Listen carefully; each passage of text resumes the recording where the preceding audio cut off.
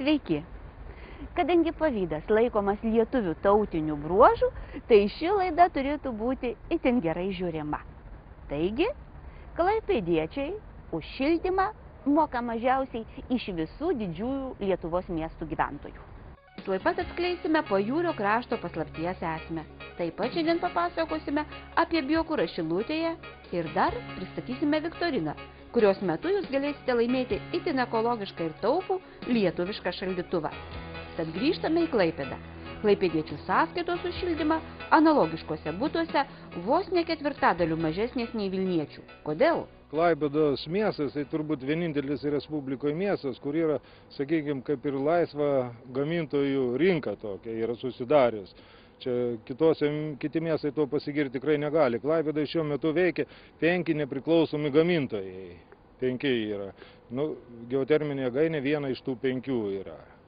Jeigu tai paimti krūvą visus, tai per visi nepriklausomi gamintojai Klaipėdos miesto tinklus tiekia apie 25% reikalingo šilumos kiekio.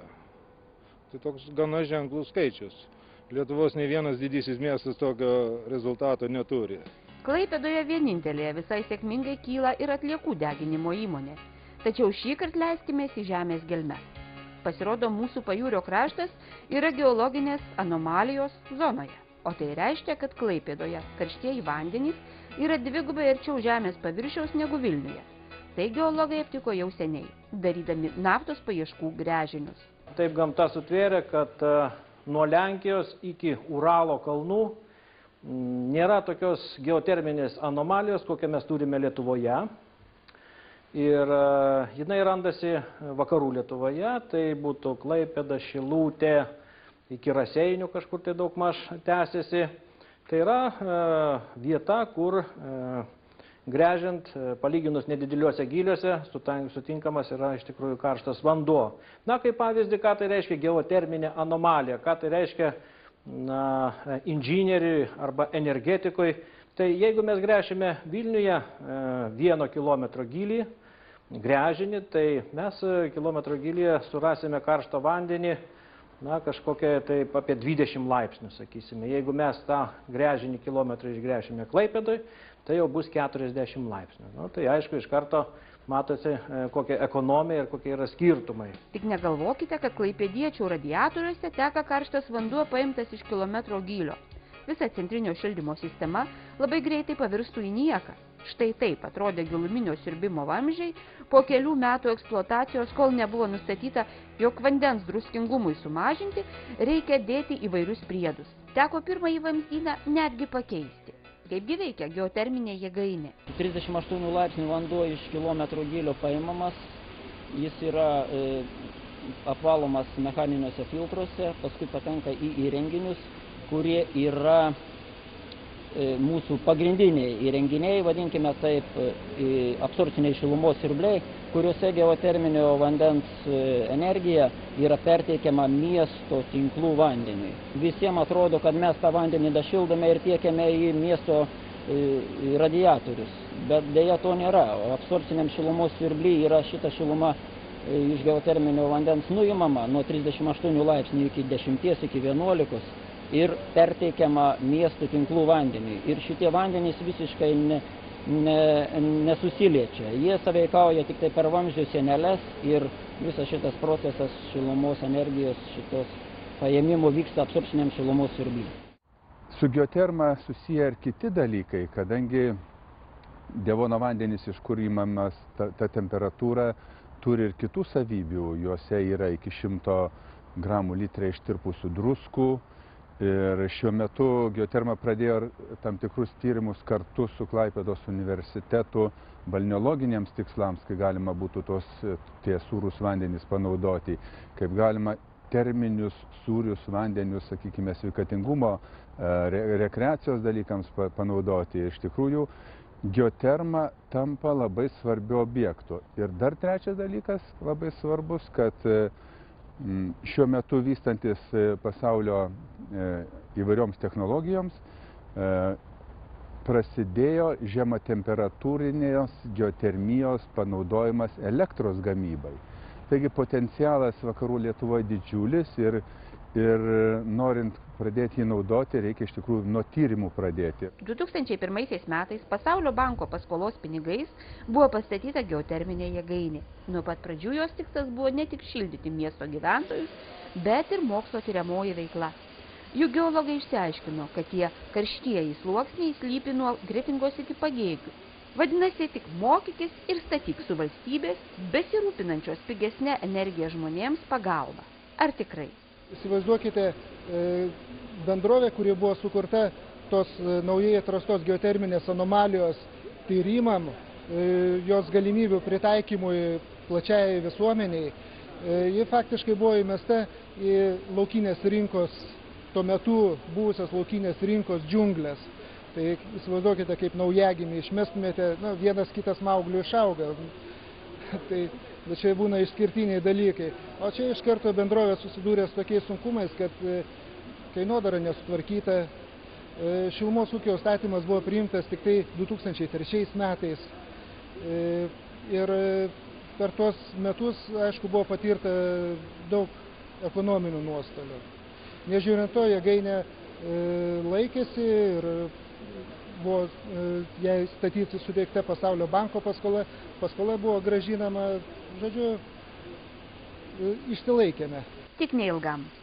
Neaiškių interesų vedinos pakankamai užsislaptinusios jėgos jau 2007 metais siekė valstybės valdomą įmonę privatizuoti. Apgynė prezidentas Valdas Adamkus. Prieš metus panašius ketinimus apramino prezidentės Dalios Grybauskaitės žodžiai. Bet situacija vėl kartojasi. Kažkas tai turi labai aišku interesą, kad šita įmonė išeitų, sakykime, iš energetinės rinkos. Ir tie interesai matomai susiję su įvairių kompanijų atėjimu energijos gamybai. Tie, kurie nori geotermą privatizuoti, iš tikrųjų arba siekia tam tikros savo naudos, arba nesupranta, kad geotermo akcinė bendrovė, uždara akcinė bendrovė Geoterma yra ypatingos svarbos objektas, svarbus ne tik tais energetinių požiūrių Lietuvai, bet ir mokslinio tyriamuoju požiūriu. Mes irgi sprendžiame tokius strateginius klausimus Klaipėdos geoterminėje jėgainėje. Tai yra išspręsti tam tikrus geologinius ir technologinius klausimus, kurių po to dėka galėtumėm šitą energijos panaudojimą išplėsti ir į kitus miestus. Ir turime mes iš tikrųjų ypatingai vakarų Lietuvoje tokias nepaprastai palankės sąlygas. Tokios jėgainės galėtų dirbti ir Šilutėj, galėtų dirbti Palangoj. Labai geros sąlygos yra Vilkaviškyje. Tai štai ir būtų šitos jėgainės kaip ir toksai pagrindinis tikslas - išmokti, kaip panaudoti. Kodėl būtent dabar taip suaktyvėjo šitas noras privatizuoti geotermą?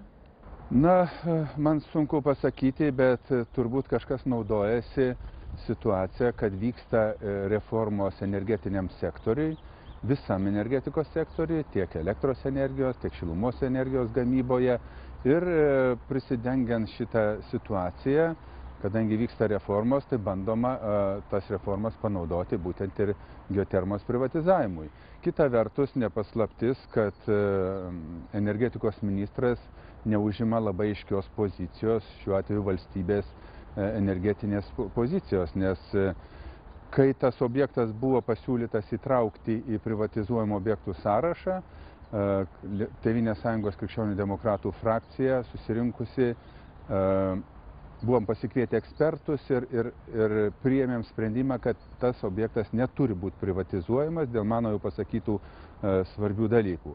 Po to, kai mes kreipėmės dar kartą į ministrą ir dar kartą frakcija susirinkusi 2 kartus pasakė, kad tas objektas neturi būti privatizuojamas. Tad kodėlgi geoterma buvo perduota valstybės turto fondui? Atsakymo bandėme ieškoti energetikos ministerijoje ir kaip įprasta jo negavome. Ne atominę naująją elektrinę gyrėme. Buvome trumpai pasiųsti į valstybės turto fondą. Cituoju. Kadangi pagal 2011 metų kovo 16 dienos Lietuvos Respublikos vyriausybės nutarimą geoterma perduota valstybės turto fondui, rekomenduojame kreiptis tiesiogiai juos. Tad ir kreipkimės. Ar tikrai ta situacija buvo tokia bloga? Žinot, kaip valstybė visą laiką ieško galimybių susirinkti lėšų į biudžetą ir į privatizavimo fondą. kadangi tai buvo energetikos ministerijos toks sprendimas atiduoti geotermai privatizuojamų objektų sąrašą, vyriausybė taip nusprendė, o turto fondas pasiėmė, kadangi nutarimą turim vykdyti, mes tą objektą ir perėmėm. Tuo metu pagal audito išvadas įmonei grėsė bankrotas ir buvo reikalingos didelės investicijos. Per tą laiką jos iš valstybės, aišku, iždo ir buvo padarytos. Tačiau dabar situacija šiek tiek kitokia pačioje įmonėje. Reikia turbūt pažymėti, kad pagrindinės dvi įmonės veiklos, iš kurios jinai gauna pajamas, tai yra prekyba aplinkos taršos leidimais ir šilumos tiekimas. Tai yra sutartis su Klaipėdos Energija. Tai kadangi mūsų visų žiniomis aplinkos taršos leidimais prekiauti Lietuva šiuo metu nelabai gali. Ir tas leidimas galbūt bus atnaujintas tik spalio mėnesį, tai tikėtis, kad įmonė vis dėlto savo sąnaudas padengs, kad nebūtų minusinė situacija metų gale, tai labai maža tikimybė. Įmonė yra valstybės turtas, moksliniai tyrimai ten atliekami, kurie reikalingi visam vakarų regionui. Pagaliau yra didžiulės valstybės lėšos jau į ją įdėtos, kurių tikrai valstybė parduodama šitą objektą neatsiimtų. Ar šį veiksmą, privatizavimo veiksmą, jūs ruošiatės labai greitai padaryti, ar jūs ruošiatės dar kažkokią tai analizę atlikti? Žinot, pasakyti vienareikšmiškai, kad mes imsim ir privatizuosim šitą objektą šiandien mes tikrai negalim, kadangi iš tikrųjų reikia labai daug įvertinti daug visokių dalykų. Tai manau, kad būtų labai logiškas žingsnis šitoje situacijoje pasisamdyti ekspertų grupę, kurie galėtų įvertinti įmonės situaciją ir pasiūlyti tam tikrus sprendimus, kur link eiti toliau. Nes jeigu kalbėti apie tą įmonę kaip apie mokslinę bazę, tai yra vienas dalykas, o apie įmonę, kuri kažkokią tai komercinę funkciją galėtų vykdyti arba vykdo šiandieną ir ją reikėtų įvertinti. Tai yra visiškai kitas dalykas. Kaip įmanoma tos dalykus suderinti, kad įmonė būtų nenuostolinga, tai yra trečias klausimas. Tai manau, kad iš tikrųjų patiems atsakyti šitai reikėtų tiesiog pasitelkti tam tikrus ekspertus, kad jie galėtų įvertinti ir pateikti savo išvadą. Kai tas bus padaryta, tuomet mes ir žiūrėsime, kaip elgtis toliau. Manau, be pusės metų mes tikrai negalėsim atsakymo pateikti.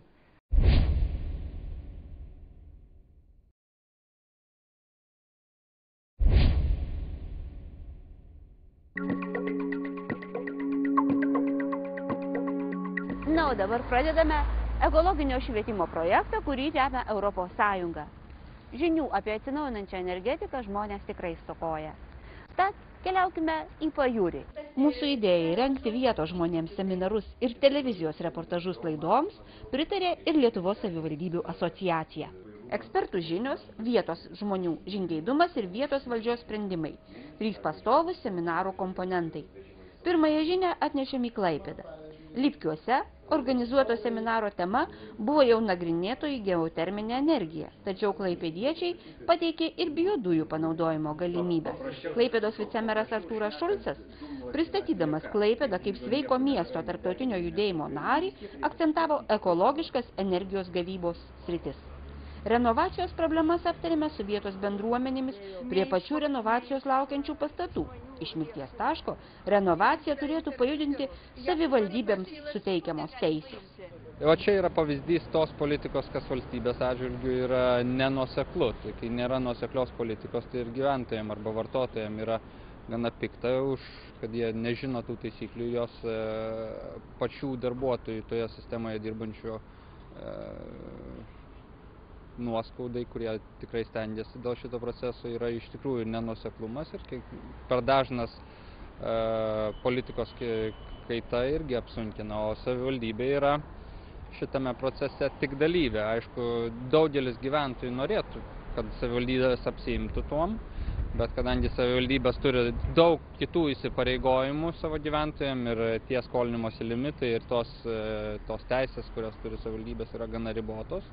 Todėl mes kartais esam nuošaly ir dėja esam arčiausiai gyventojų ir atsiemam už tą valstybės politikos nenuoseklumą jau kitų lygmenį. Plačiau apie Klaipėdos renovacijos problemas ir biodujų jėgaines pasakosime artimiausiose laidose, o dabar skubėkime į Šilutės pusę, į Kintus. Čia vykusio seminaro tema – vėjo energijos ir netradicinio biokuro panaudojimas. Labai gera diena, labai geras renginys, labai geras susitikimas ir labai geras mūsų kraštui problemas. Išties pats dangus padėjo surengti šį seminarą, nes tik dalis informacijos ekspertų buvo pateikiama salėje. Susitikimai su bendruomenių atstovais biokuro auginimo ir vėjo jėgainių laukuose, galimybė pamatyti ir išgirsti jėgainių poveikį aplinkai – tai didžiausi seminarų privalumai, turint omeny, jog tarp klausytojų nemažas Lietuvos žurnalistų, rašančių atsinaujinančios energetikos ir energijos efektyvumo temomis būrys. Daug dabar kyla diskusijų apie renovacijos programą. Jei didesni įgaliojimai būtų suteikti savivaldybėms, gal Šilutė turi ypatingą idėją? Mintyse yra tokie dalykai, kad galbūt jeigu renovacija, tai būtų labai šaunu, kad kažkokie galėtų atskiri, kad ir miestų teritorijoje namų kvartalai, kada būtų galima kartu ir su šilumos ūkio pertvarka tą daryti. Tada, skaitos, atliekant renovavimo darbus šilumos ūkyje, būtų galima ir projektuoti ir plonesnius vamzdynus, ir šilumos perdavimą į tuos kvartalus atitinkamai. Bet kadangi šiandien dienai tokio apsisprendimo nėra, tai mes turim, ką turim. Na, bet grįžkime prie pagrindinės temos atvedusios į Pamario kraštą. Kodėlgi buvo pradėtas naudoti biokuras? Pats gyvenimas vertė visai kitaip mąstyti ir galvoti. Pirmasis turbūt buvo Juknaičių katilinėje, kada elektros šildymą pakeitėm į katilą kūrenantį šiaudus. Ir aišku, kiti ištekliai, kurie yra atsinaujinantys, tai rajoniniai katiliniai, bandoma pakeisti galutinai atvežtinį kurą, tai yra mazutą, į atsinaujinantį biokurą. Yra galbūt ir iš šiaudų granulių gamybos cechas Naujoji Altegrana, Aukos kaime. Yra galbūt kitų projektų vystytojų, kurie galvoja ir biodujas, kaip kurą naudoti vietoj pagamintą.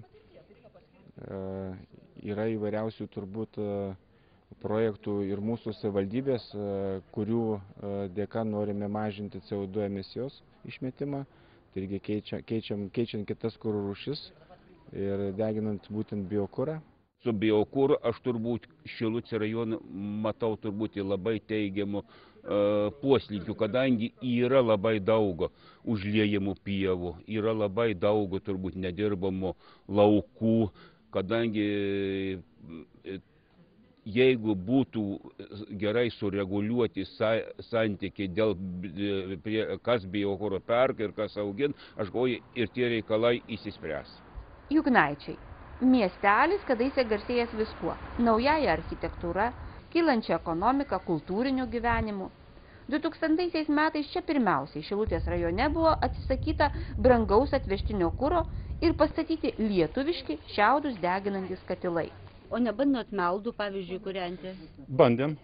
Praeitais metais iš Rusnės, iš lankų, iš tų visų pievų užliejimų žmonės nupjovė ir vadinamą šieną. Ten su visais nendrynais, meldynais, su visokiais. Pabandėm kūrenti, tai šįmet jau turim šieno ir to gan nemažai prisikaupę. Privežė. Gerai buvo? Pykt negalima.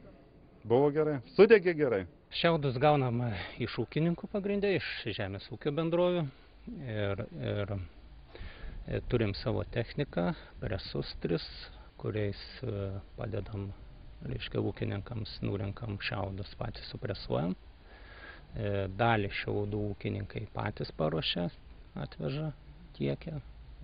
Yra nauda ir mums, gaunam kurą, yra nauda ir ūkininkams, kadangi gaunam šiaudus irgi pinigėlių. Juknaičių gyventojams, besišildantiems deginamų šiaudų šiluma, kaina pasirodo tokia pati kaip ir Šilutėje.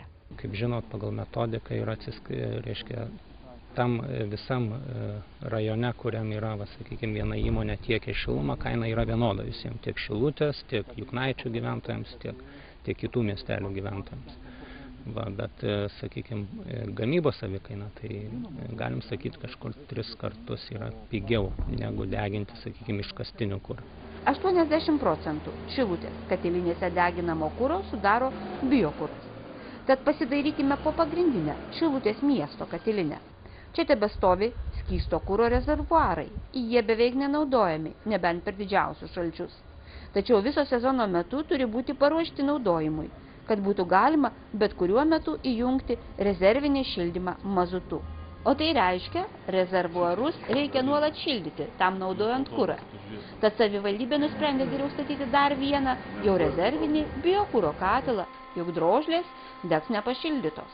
Iš tiesų planuojam ateityje, artimiausiais metais įrengti dar vieną 10 MW biokuro katilą, kad visiškai atsisakyti mazuto kūrenimo.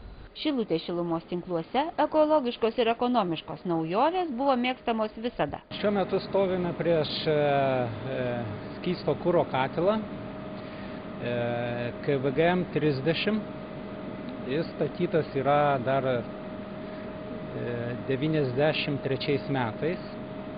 Ir iš esmės šitas katilas mums yra brangus tuo, kad mes jame pirmą kartą turbūt Lietuvoje įdegėm kompiuterinį valdymą šito katilo. Visiškai pilnai paleidimas, stabdymas, eksploatacija, režimų keitimas buvo valdoma personaliniu kompiuteriu. Pirmą kartą Lietuvoje.